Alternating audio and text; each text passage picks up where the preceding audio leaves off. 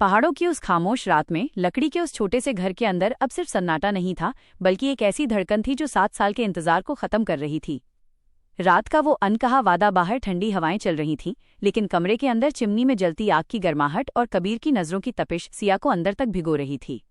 Siya balcony के दरवाजे के पास खड़ी रात के अंधेरे को देख रही थी, तभी कबीर पीछे से आया।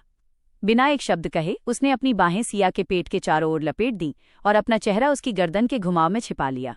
सिया ने अपनी आंखें मूंद लीं और पीछे झुककर अपना सिर उसके कंधे पर टिका दिया। कबीर। सिया की आवाज एक धीमी फुसफुसाहट थी। कबीर की आवाज में एक अजीब सा भारीपन था। उसने सिया के कान के पास हल्के से अपने होंठ छुए, जिससे सिया के शरीर में एक सिहरन दौड़ गई। 7 साल, सिया।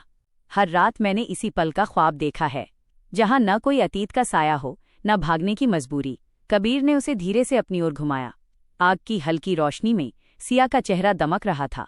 कबीर की उंगलियां सिया के चेहरे के किनारों को ऐसे छू रही थीं, जैसे वो किसी नायाब चीज को महसूस कर रहा हो। उसने झुककर सिया के माथे को एक लंबे समय तक चूमा, फिर उसकी आंखों को, और अंत में उसके होठों के बिल्कुल करीब आकर रुक गया। इस बार मैं तुम्हें कहीं नहीं जाने दूंगा, कबीर ने बहुत गहराई से कहा। सिया ने हिम्मत जुटाकर कबीर की शर्ट के कॉलर को मुट्ठी में भींच लिया और उसे अपने और करीब खींचते हुए कहा, जाने के लिए आई ही नहीं हूं कबीर, अब मैं वहीं हूं जहां मुझे होना चाहिए था। अगले ही पल कबीर ने अपने होंठ सिया के होठों पर रख दिए। वो चुंबन सिर्फ प्यार नहीं था, उसमें उन 7 सालों का दर्द, तड़प और अब मिलने का सुकून सब कुछ घुल गया था। कबीर ने बड़ी कोमलता से सिया को अपनी बाहों में उठा लिया और कमरे के उस कोने की ओर ले गया, जहां सिर्फ वे दोनों थे और उनकी रूहों का मिलन। उस रात सितारों की छांव में और जलती आग की रोशनी के बीच सिया और कबीर ने सिर्फ शरीर से नहीं बल्कि अपनी रूह से एक दूसरे को मुकम्मल किया। अब कोई तुम या मैं नहीं था, अब सिर्फ वे थे। उस रात की उस गहरी खामोशी और रूहानी मिलन के बाद कबीर और सिया की दुनिया जैसे हमेशा के लिए बदल गई थी। अब उनकी सुबहों में भागदौड़ नहीं, बल्कि एक दूसरे की बाहों में बिताए गए कुछ और हसीन पल थे। सुबह की पहली शरारत और एक नया सफर। सूरज की गुनगुनी धूप जब सफेद पर्दों को चीरते हुए कमरे में दाखिल हुई तो सिया की नींद खुली। उसने महसूस किया कि कबीर की एक बाह उसके ऊपर थी और वो नींद में भी उसे कसकर थामे हुए था। सिया ने धीरे से उसका हाथ हटाना चाहा, लेकिन कबीर ने नींद में ही उसकी पकड़ और मजबूत कर ली। अभी नहीं सिया, 5 मिनट और। कबीर ने अपनी आंखें बंद रखे हुए ही उसे अपनी ओर खींच लिया। सिया हंसी और उसके बिखरे हुए बालों में अपनी उंगलियां फिराते हुए बोली, मिस्टर कबीर, सूरज बहुत ऊपर आ चुका है और आज हमें उस पुराने बाग में जाना है, याद है ना? कबीर ने अपनी आंखें खोलीं और सिया के चेहरे पर बिखरी लटों को बड़े प्यार से कान के पीछे किया। तुम्हें पता है, सुबह की इस रोशनी में तुम उस 7 साल पुरानी लड़की जैसी ही लग रही हो, जिसकी एक मुस्कुराहट पर मैं अपना सब कुछ हार जाता था। सिया का चेहरा गुलाबी हो गया। उसने कबीर के सीने पर अपना सिर टिकाया और धीमे से कहा, अब हम हारने की बातें नहीं करेंगे, अब सिर्फ जीतना है साथ मिलकर। पहाड़ी रास्ते और एक सरप्राइज नाश्ते के बाद वे दोनों अपनी पुरानी जीप में निकल पड़े। रास्ते उबड़ खाबड़ थे, लेकिन सिया का हाथ कबीर के गियर बदलने वाले हाथ के ऊपर ही रहा। कबीर ने अचानक जीप को एक सुनसान मोड़ पर रोका, जहां से पूरी घाटी का नजारा दिखता था। हम यहाँ क्यों रुके? सिया ने पूछा। कबीर ने उसे बाहर आने का इशारा किया। घाटी के किनारे एक छोटा सा कैनवास और रंगों का डिब्बा रखा था। तुम्हें पेंटिंग का बहुत शौक था ना? तुम कहती थी कि तुम इस घाटी के रंगों को कैद करना चाहती हो। कबीर ने उसके हाथ में ब्रश थमाते हुए कहा। सिया की आंखें भर आईं। वो भूल गई थी कि उसने कभी ये बात कबीर से कही थी। तुम्हें याद है? मुझे तुम्हारी हर अधूरी ख्वाहिश याद है सिया। अब हम एक एक करके उन सबको पूरा करेंगे। सिया ने कैनवास पर पहला रंग उकेरा, एक गहरा नीला रंग। कबीर उसके पीछे खड़ा होकर उसे देखता रहा। कुछ देर बाद सिया ने अचानक ब्रश नीचे रखा और कबीर की ओर मुड़ी। कबीर, मैं सोच रही थी, क्यों न हम यहीं रुक जाएं? मेरा मतलब है शहर की उस भीड़ भाड़ से दूर, इसी छोटे से घर में अपनी एक नई दुनिया बसाएं, जहां सिर्फ सुकून हो। कबीर मुस्कुराया और उसे गले लगाते हुए बोला, मैंने तो पहले ही कह दिया था, तुम जहां हो मेरा घर वहीं है। अगर तुम्हारी खुशी इसी पहाड़ी हवा में है तो यहीं सही। जैसे जैसे शाम ढली वे वापस अपने लकड़ी के घर पहुंचे। कबीर ने बरामदे में 2 कुर्सियां लगाईं और एक पुरानी म्यूजिक प्लेयर पर उनकी पसंदीदा धुन बजा दी। सिया, कबीर ने अचानक उसे अपनी ओर खींचते हुए उसके कान में फुसफुसाया, आज रात मैं तुम्हें कुछ और भी दिखाना चाहता हूँ। उसने सिया का हाथ पकड़ा और उसे घर के पीछे वाले हिस्से में ले गया, जहां उसने अनगिनत छोटी छोटी लाइटों से पूरे पेड़ को सजा रखा था। बीच में एक छोटी सी मेज थी, जिस पर एस और के लिखा एक केक रखा था। ये किस लिए? सिया ने हैरानी से पूछा। ये हमारी नई शुरुआत के जश्न के लिए। कबीर ने उसके करीब आकर उसकी कमर पर हाथ रखा। आज से हम न बीते हुए कल की बात करेंगे, न आने वाले कल की चिंता। आज से हम सिर्फ आज में जिएंगे। सिया ने कबीर की आंखों में देखा, जहां अब कोई राज नहीं था, सिर्फ बेपनाह प्यार था। उसने अपना सिर उसके कंधे पर रखा और दोनों मिलकर ढलते सूरज और टिमटिमाती लाइटों के बीच नाचने लगे। उनकी पदचाप लकड़ी के फर्श पर एक मधुर संगीत पैदा कर रही थी, एक ऐसा संगीत जो 7 साल के लंबे सन्नाटे को हमेशा के लिए दफन कर चुका था। सुकून की उस चादर के नीचे एक ऐसा तूफान पक रहा था जिसका अंदाजा न कबीर को था और न ही सिया को। उनकी हसीन दुनिया में दरार तब पड़ी जब एक ढलती शाम उनके दरवाजे पर एक अजनबी दस्तक हुई। बरामदे में बैठी सिया अपनी डायरी लिख रही थी, तभी एक काले रंग की गाड़ी उनके गेट पर आकर रुकी। गाड़ी से एक ढलती उम्र का शख्स उतरा, जिसके चेहरे पर एक गहरी चोट का निशान था और आंखों में ठंडी नफरत। कबीर अंदर से कॉफी लेकर बाहर आया, लेकिन उस आदमी को देखते ही उसके हाथ से मग छूटकर फर्श पर गिर गया। कॉफी का काला दाग लकड़ी पर फैल गया, ठीक वैसे ही जैसे कबीर के चेहरे का रंग उड़ गया था। तुम यहाँ क्या कर रहे हो? कबीर की आवाज में खौफ और गुस्सा दोनों था। सिया खड़ी हो गई। कौन है ये कबीर? वो आदमी मुस्कुराया, एक ऐसी मुस्कान जिससे सिया की रीढ़ में सिहरन दौड़ गई। कबीर ने शायद मेरा जिक्र कभी नहीं किया। मैं हूँ विक्रम, आर्यन का बड़ा भाई, और उस एक्सीडेंट का असली मास्टरमाइंड जिसे पुलिस ने कभी ढूंढा ही नहीं। विक्रम धीरे धीरे उनकी तरफ बढ़ा। कबीर ने सुरक्षात्मक अंदाज में सिया के आगे कदम बढ़ाया। आर्यन तो सिर्फ एक मोहरा था कबीर, विक्रम ने कबीर की आंखों में झांकते हुए कहा। तुम्हें लगता है कि उस रात तुम्हारी बहन अनाया का एक्सीडेंट सिर्फ एक साजिश थी? नहीं, अनाया मरी नहीं थी, उसे उस रात बचाया जा सकता था। कबीर की मुट्ठियां भिज गईं। क्या बकवास कर रहे हो? बकवास नहीं कबीर, अनाया उस रात गाड़ी में थी ही नहीं। जो लाश तुम्हें मिली थी वो इतनी जल चुकी थी कि तुमने बस मान लिया कि वो अनाया है। असल में अनाया को उस रात अगवा किया गया था ताकि तुम्हारे पिता को मजबूर किया जा सके। सिया के हाथ कांपने लगे। तो अनाया कहाँ है? विक्रम ने अपनी जेब से एक पुरानी धुंधली सी तस्वीर निकाली। उसमें एक लड़की एक अंधेरे कमरे में बैठी खिड़की से बाहर देख रही थी। उसकी कलाई पर वही जन्मजात निशान था जो कबीर की बहन अनाया की पहचान थी। वो जिंदा है, विक्रम ने फुसफुसाते हुए कहा, लेकिन उसे वापस पाने की एक कीमत है। कबीर, तुम्हारे पिता के पास कुछ ऐसे दस्तावेज हैं जो मेरे साम्राज्य को तबाह कर सकते हैं। मुझे वो फाइल चाहिए और बदले में तुम्हें तुम्हारी बहन मिल जाएगी। विक्रम के जाने के बाद घर का वो रोमांटिक माहौल एक श्मशान जैसी शांति में बदल गया। कबीर टूटकर सोफे पर गिर पड़ा। 7 साल से वो जिस बहन की मौत का मातम मना रहा था, वो आज जिंदा होने की खबर के साथ एक नई मुसीबत लेकर आई थी। सिया, कबीर ने अपनी आंखें ढकते हुए कहा, मैं क्या करूं? अगर मैं वो फाइल विक्रम को देता हूं तो मेरे पिता और कई बेगुनाह लोग बर्बाद हो जाएंगे। और अगर नहीं देता तो अनाया? सिया उसके पास जमीन पर बैठ गई और उसके हाथों को अपने हाथों में लिया। कबीर, विक्रम हमें खेल रहा है। उसने हमें तोड़ने के लिए ये वक्त चुना है, लेकिन वो एक बात भूल गया, इस बार तुम अकेले नहीं हो। सिया, ये बहुत खतरनाक है, कबीर ने उसे चेताया। सिया की आंखों में अब वो पुरानी भागने वाली लड़की नहीं थी, बल्कि एक योद्धा की चमक थी। खतरा तो तब भी था जब आर्यन सामने था। कबीर, हम अनाया को बचाएंगे, लेकिन विक्रम की शर्तों पर नहीं। हमारे पास वो फाइल नहीं है, पर हमारे पास वो सच है जो विक्रम को खत्म कर सकता है। रात के सन्नाटे में दोनों ने एक खतरनाक योजना बनाई। कबीर जानता था कि विक्रम उसे ट्रैक कर रहा है, इसलिए उसने एक चाल चली। उसने अपने पिता को फोन करने का नाटक किया, ये जानते हुए कि फोन टैप हो सकता है। पिताजी, मैं कल सुबह पुरानी मिल के पास फाइल लेकर आ रहा हूँ। अनाया की खातिर मुझे ये करना होगा।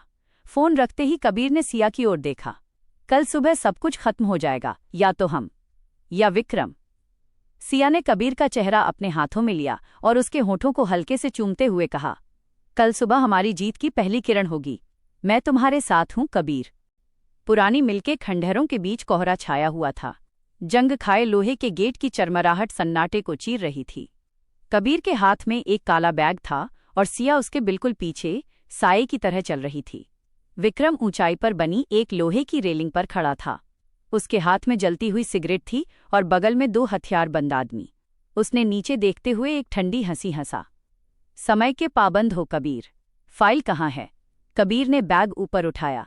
पहले अनाया, मुझे उसे देखना है। विक्रम ने इशारा किया और मिल के अंधेरे कोने से एक लड़की को बाहर लाया गया। उसके चेहरे पर नकाब था, लेकिन उसकी आंखों में वही चमक थी जो कबीर की यादों में बसी थी। भाई, उसकी आवाज दबी हुई थी, लेकिन कबीर का दिल चीरने के लिए काफी थी। कबीर ने बैग जमीन पर पटक दिया। छोड़ दो उसे। जैसे ही विक्रम के आदमी बैग लेने के लिए आगे बढ़े, कबीर ने सिया की तरफ एक इशारा किया। सिया ने तुरंत अपने जैकेट से एक छोटा सा रिमोट निकाला और बटन दबा दिया। अचानक मिल के कोनों में लगे धुआं छोड़ने वाले बम फट पड़े। चारों तरफ घना सफेद धुआं फैल गया। विक्रम चिल्लाया, उन्हें जाने मत दो, मार डालो। धुएं के गुबार के बीच कबीर बिजली की फुर्ती से अनाया की तरफ लपका। उसने एक आदमी की कलाई मरोड़ी और उसकी बंदूक छीन ली। दूसरी तरफ सिया ने अंधेरे और धुएं का फायदा उठाकर अनाया का हाथ पकड़ा और उसे पीछे के रास्ते की ओर खींचने लगी। सिया, उसे लेकर निकलो, कबीर चिल्लाया, जबकि वो विक्रम के आदमियों से जूझ रहा था। सिया और अनाया जैसे ही पिछले गेट के करीब पहुंची, विक्रम वहां पहले से खड़ा था। उसने अपनी पिस्तौल सिया पर तान दी। बहुत चालाक बनती हो न सिया, अब देखो तुम्हारी चालाकी तुम्हें कहाँ ले जाती है। विक्रम ट्रिगर दबाने ही वाला था कि पीछे से कबीर ने छलांग लगाई और उसे जमीन पर दे मारा। दोनों के बीच हाथापाई शुरू हो गई। पिस्तौल दूर जा गिरी। कबीर का गुस्सा 7 साल पुराना था, अपनी बहन की तड़प और सिया के साथ बीते हर मुश्किल पल का हिसाब। कबीर ने विक्रम के चेहरे पर एक जोरदार वार किया। ये अनाया के लिए और ये हमारी बर्बाद हुई खुशियों के लिए। तभी पुलिस के सायरन की आवाज गूंजी। सिया ने पहले ही पुलिस को लोकेशन भेज दी थी। विक्रम ने हार मानते हुए देखा कि उसके आदमी पकड़े जा चुके हैं, लेकिन भागते भागते उसने जमीन पर पड़ी पिस्तौल उठानी चाही। कबीर ने उसे मौका नहीं दिया। उसने विक्रम का हाथ पैर से दबाया और उसे दबोच लिया। खेल खत्म विक्रम। जब धुआं छंटा और पुलिस विक्रम को ले गई तो मिलके आंगन में एक अजीब सा सुकून था। अनाया दौड़कर कबीर के गले लग गई और फफक फफक कर रोने लगी। कबीर ने उसे अपनी बाहों में ऐसे भींच लिया जैसे वो उसे फिर कभी खोना नहीं चाहता था। सिया कुछ दूरी पर खड़ी ये देख रही थी, उसकी आंखों से खुशी के आंसू बह रहे थे। कबीर ने अनाया को छोड़ा और सिया की तरफ हाथ बढ़ाया। सिया उसके करीब आई। कबीर ने उसे अपनी एक बाह में भरा और दूसरे हाथ से अनाया को। आज सच में सब कुछ पूरा हो गया सिया, अब कोई राज नहीं बचा। सूरज की पहली किरण मिल्की टूटी छतों से छनकर उन तीनों पर पड़ रही थी। कुछ हफ्तों बाद वही लकड़ी का छोटा घर फिर से गुलजार था, लेकिन इस बार वहां सिर्फ 2 नहीं 3 लोग थे। अनाया बगीचे में फूलों को पानी दे रही थी और बरामदे में कबीर और सिया कॉफी पी रहे थे। कबीर ने सिया का हाथ अपने हाथ में लिया और धीरे से उसके कानों में कहा, मैंने सोचा नहीं था कि हमारी कहानी में इतने मोड़ आएंगे। सिया ने मुस्कुराकर अपना सिर उसके कंधे पर टिकाया। बिना मोड़ों के कहानी रोमांचक नहीं होती कबीर, लेकिन अब मैं चाहती हूं कि अगले कुछ पन्ने बिल्कुल शांत और खूबसूरत हों। कबीर ने उसे और करीब खींच लिया।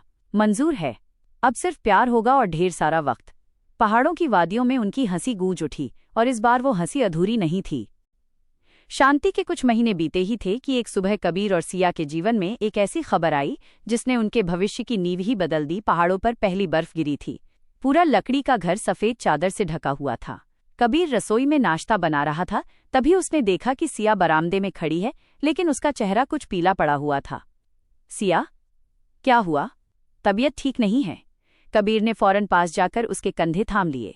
सिया ने कांपते हाथों से एक छोटा सा सफेद स्ट्रिप कबीर की ओर बढ़ाया। उस पर 2 गुलाबी रेखाएं साफ चमक रही थीं। कबीर की सांसें जैसे एक पल के लिए थम गईं। सिया, इसका मतलब? कबीर की आंखों में हैरानी और बेपनाह खुशी एक साथ उमड़ आई। हम माँ बाप बनने वाले हैं कबीर, सिया ने मुस्कुराते हुए कहा, हालांकि उसकी आंखों में खुशी के साथ एक अनजाना डर भी था। कबीर ने उसे अपनी बाहों में उठा लिया और पूरे कमरे में गोल गोल घूमने लगा। उसकी हंसी आज 7 साल के सारे दुखों को धो रही थी। यह मेरी जिंदगी की सबसे बड़ी जीत है सिया। इसी बीच अनाया, जो अब पूरी तरह ठीक हो चुकी थी, ने अपनी आगे की पढ़ाई के लिए शहर जाने का फैसला किया। कबीर उसे स्टेशन छोड़ने गया। विदा होते समय अनाया ने कबीर के कान में धीरे से कहा, भाई, सिया भाभी का ख्याल रखना।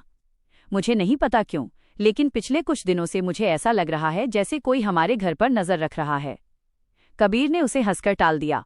पागल मत बन, विक्रम जेल में है और उसका साम्राज्य खत्म हो चुका है। तू अपनी पढ़ाई पर ध्यान दे। लेकिन जब कबीर घर वापस लौटा तो उसे अपनी कार के वाइपर पर एक छोटा सा मखमली फीता बंधा हुआ मिला। ये वही फीता था जो अनाया के अपहरण के वक्त उसके पास था। कबीर का दिल जोर से धड़का। क्या दुश्मन अभी भी बाहर था? उस रात बर्फबारी और तेज हो गई। फोन की लाइनें कट चुकी थीं और बिजली भी गुल थी। सिया गहरी नींद में थी, लेकिन कबीर की आंखों में नींद नहीं थी। वो हाथ में टॉर्च लिए लिविंग रूम में टहल रहा था। तभी रसोई की खिड़की के शीशे के टूटने की आवाज आई। कबीर तुरंत वहां पहुंचा। वहां कोई नहीं था, बस ठंडी हवा अंदर आ रही थी। लेकिन फर्श पर गिरे शीशों के बीच एक कागज का टुकड़ा था, जिस पर लिखा था, खून का बदला सिर्फ खून से पूरा होता है। तुम्हारी खुशी की उम्र बहुत छोटी है कबीर। कबीर समझ गया कि विक्रम के गिरोह का कोई वफादार अब भी बाहर है जो कबीर के आने वाले बच्चे और सिया को निशाना बनाना चाहता है। कबीर कमरे में वापस आया। सिया उठ चुकी थी और डरी हुई थी। कबीर, क्या हुआ? वो आवाज कैसी थी? कबीर ने उसे गले से लगा लिया। इस बार वो उसे डराना नहीं चाहता था। कुछ नहीं सिया, बस भारी बर्फ से पेड़ की एक टहनी खिड़की पर गिर गई थी। तुम सो जाओ। लेकिन जैसे ही सिया सोई, कबीर ने घर के मुख्य दरवाजे पर भारी ताला लगाया और खुद बंदूक लेकर दरवाजे के पीछे बैठ गया। उसने ठान लिया था कि अब चाहे पूरी दुनिया से लड़ना पड़े, वो अपनी इस नई दुनिया, अपने बच्चे और सिया पर एक आंच भी नहीं आने देगा। अचानक अंधेरे में घर के बाहर किसी की परछाई खिड़की पर दिखी। कबीर ने अपनी बंदूक तानी, लेकिन तभी उसे महसूस हुआ कि खतरा बाहर नहीं, शायद घर के अंदर ही कहीं छुपा है। कबीर की धड़कनें उसके सीने पर हथौड़े की तरह बज रही थीं। बाहर बर्फ का तूफान शोर मचा रहा था, पर घर के अंदर का सन्नाटा उससे भी ज्यादा डरावना था। कबीर को अचानक एहसास हुआ कि अगर खिड़की बाहर से टूटी होती तो शीशे के टुकड़े अंदर गिरते, लेकिन शीशे के टुकड़े बाहर की ओर ज्यादा थे। इसका मतलब साफ था, खतरा घर के अंदर ही था। अंधेरे में छिपा दुश्मन। कबीर ने अपनी बंदूक मजबूती से पकड़ी और दबे पांव सिया के कमरे की ओर बढ़ा। तभी उसे सीढ़ियों के पास से एक हल्की सी आहट सुनाई दी, जैसे कोई गीले जूतों से फर्श पर चल रहा हो। कौन है? कबीर की आवाज गरज उठी। कोई जवाब नहीं मिला। अचानक लिविंग रूम के कोने से एक साया तेजी से निकला। कबीर ने टॉर्च की रोशनी उस पर डाली, लेकिन वो शख्स फुर्ती से किचन की ओर भाग गया। कबीर उसके पीछे लपका, पर तभी पीछे से किसी ने कबीर के सिर पर वार किया।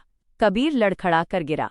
उसकी आंखों के सामने अंधेरा छाने लगा, लेकिन उसने देखा कि हमलावर कोई और नहीं, बल्कि उनके घर का पुराना वफादार माली दीनू काका का बेटा राजू था। राजू, तुम? कबीर ने कराहते हुए पूछा। राजू की आंखों में खून उतरा हुआ था। मेरे पिता को पुलिस ले गई, क्योंकि उन्होंने अनाया को छिपाने में विक्रम की मदद की थी। कबीर भैया, आपने मेरा परिवार बर्बाद कर दिया। अब मैं आपका नाम ओ निशान मिटा दूंगा। राजू हाथ में चाकू लिए सिया के कमरे की ओर बढ़ा। कबीर ने उठने की कोशिश की, पर चोट गहरी थी। सिया, भागो! कबीर चिल्लाया। राजू ने लात मारकर सिया के कमरे का दरवाजा खोल दिया। आज तुम्हारी ये हसीन दुनिया खत्म होगी सिया। लेकिन जैसे ही राजू अंदर घुसा, एक भारी फूलदान उसके सिर पर आकर लगा। सिया डरी सहमी बिस्तर पर नहीं बैठी थी, बल्कि वो दरवाजे के पीछे एक भारी रॉड लेकर खड़ी थी। एक कदम और आगे मत बढ़ना। सिया की आवाज में एक माँ की सुरक्षात्मक आग थी। राजू लड़खड़ाया, पर वो भारी था। उसने सिया का हाथ मरोड़कर उसे दीवार से चिपका दिया। बहुत हिम्मत है तुम में। तभी पीछे से कबीर ने राजू के पैर पर गोली चला दी। गोली की आवाज से पूरा घर गूंज उठा। राजू चिल्लाकर जमीन पर गिर पड़ा। कबीर घिसटते हुए सिया के पास पहुंचा और उसे अपनी बाहों में समेट लिया। तुम ठीक हो? कबीर की आवाज कांप रही थी। सिया ने रोते हुए कबीर का जख्मी सिर अपने पल्लू से पोंछा। मैं ठीक हूं कबीर, हमारा बच्चा ठीक है। पुलिस और एम्बुलेंस को आने में घंटों लग गए, क्योंकि रास्ता बर्फ से बंद था। कबीर ने राजू को रस्सियों से बांध दिया था। पूरी रात कबीर और सिया एक दूसरे का हाथ थामे चिमनी के पास बैठे रहे। कबीर, सिया ने चुप्पी तोड़ते हुए कहा, हमें यहां से जाना होगा। ये पहाड़ अब हमारे लिए सुरक्षित नहीं है। कबीर ने सिया की आंखों में देखा। उन आंखों में अब शांति की चाहत थी। तुम सही कह रही हो। शहर में, मेरे पिता के पुराने घर में हम सुरक्षित रहेंगे। अब मैं कोई रिस्क नहीं ले सकता। अगली सुबह जब सूरज निकला तो बर्फ चांदी की तरह चमक रही थी। कबीर ने सारा सामान पैक किया। अनाया भी शहर से वापस आ गई थी उन्हें लेने के लिए। गाड़ी में बैठते समय सिया ने एक आखिरी बार उस लकड़ी के घर को देखा। इस घर ने उन्हें सबसे खूबसूरत रोमांस और सबसे भयानक डर दोनों दिए थे। कबीर ने गाड़ी स्टार्ट की और सिया का हाथ अपने हाथ में लेकर चूमा। घबराओ मत, अब जो सफर शुरू हो रहा है उसमें सिर्फ खुशियां होंगी। हम एक नई दुनिया बसाएंगे, जहां हमारा बच्चा सुरक्षित होगा। गाड़ी पहाड़ों से नीचे की ओर उतरने लगी। रास्ते में कबीर ने एक रेडियो चैनल लगाया, जिस पर वही धुन बज रही थी जो उन्होंने अपनी शादी की पहली रात सुनी थी। सिया ने खिड़की से बाहर देखते हुए मुस्कुराकर कहा, कबीर देखो, सूरज कितना साफ है आज। कबीर ने उसे करीब खींचते हुए कहा, क्योंकि अब हमारी कहानी का वो हिस्सा शुरू हो रहा है जिसे कोई दुश्मन नहीं लिख सकता। अब हम अपनी किस्मत खुद लिखेंगे। शहर की हलचल के बीच कबीर का पुश्तैनी घर अब एक किले की तरह सुरक्षित था, लेकिन उसके अंदर का माहौल किसी स्वर्ग से कम नहीं था। डर के बादल छंट चुके थे और अब वक्त था उन खुशियों को बटोरने का जिनका इंतजार उन्होंने सालों तक किया था। मई की एक सुहानी दोपहर थी, जब कबीर अस्पताल के गलियारे में बेचैनी से चक्कर काट रहा था। तभी नर्स ने बाहर आकर एक छोटा सा सफ़ेद बंडल कबीर की बाहों में थमा दिया। बधाई हो कबीर जी, बेटी हुई है। कबीर ने जैसे ही उस नन्ही जान को देखा, उसकी आंखों से खुशी के आंसू बह निकले। वो सीधे सिया के पास पहुंचा, जो थकी हुई लेकिन बेहद सुकून में थी। कबीर ने धीरे से झुककर सिया के माथे को चूमा और बच्ची को उसके पास लिटा दिया। सिया, देखो, ये बिल्कुल तुम्हारे जैसी है, कबीर ने रुंधे गले से कहा। सिया ने मुस्कुराकर बच्ची की नन्ही उंगली पकड़ी। इसका नाम उम्मीद रखेंगे कबीर, क्योंकि इसी उम्मीद ने हमें आज यहाँ तक पहुँचाया है। वक्त तेजी से बीता। अब वो लकड़ी का पहाड़ी घर वापस एक खूबसूरत वेकेशन होम बन चुका था, जहाँ अब कोई डर नहीं था। कबीर, सिया, अनाया और नन्ही उम्मीद वहाँ छुट्टियां मनाने पहुंचे। शाम का वक्त था। बगीचे में अनाया उम्मीद को चलना सिखा रही थी। कबीर के पिता बरामदे में बैठे अखबार पढ़ रहे थे और उनकी आंखों में अपने परिवार को एक साथ देखकर गर्व था। कबीर रसोई से 2 मग कॉफी लेकर आया और एक सिया की तरफ बढ़ाया। याद है सिया, कैफे की वो पहली शाम? कबीर ने शरारत से पूछा। सिया ने कॉफी का घूंट भरा और कबीर के कंधे पर अपना सिर टिका दिया। याद है कबीर, वह कड़वी कॉफी, वो खामोशी और हमारे बीच की वो हजारों शिकायतें। आज सोचती हूं तो लगता है कि अगर हम उस रास्ते से नहीं गुजरते तो शायद आज इस सुकून की कीमत नहीं समझ पाते। आखिरी पन्ना। वादे से वफा तक सूरज ढल रहा था और पहाड़ों की चोटियां सुनहरी हो रही थीं। कबीर ने अपनी जेब से वही पुरानी डायरी निकाली और उसके आखिरी खाली पन्ने पर पेन से कुछ लिखा। सिया ने झांक कर देखा। वहां लिखा था, प्यार वो नहीं जो तूफानों से डरकर रुक जाए, प्यार वो है जो तूफानों से लड़कर अपनी एक नई दुनिया बसाए। आज हमारी कहानी पूरी हुई, सिर्फ शब्दों में नहीं बल्कि इस एहसास में कि हम एक दूसरे की मंजिल हैं।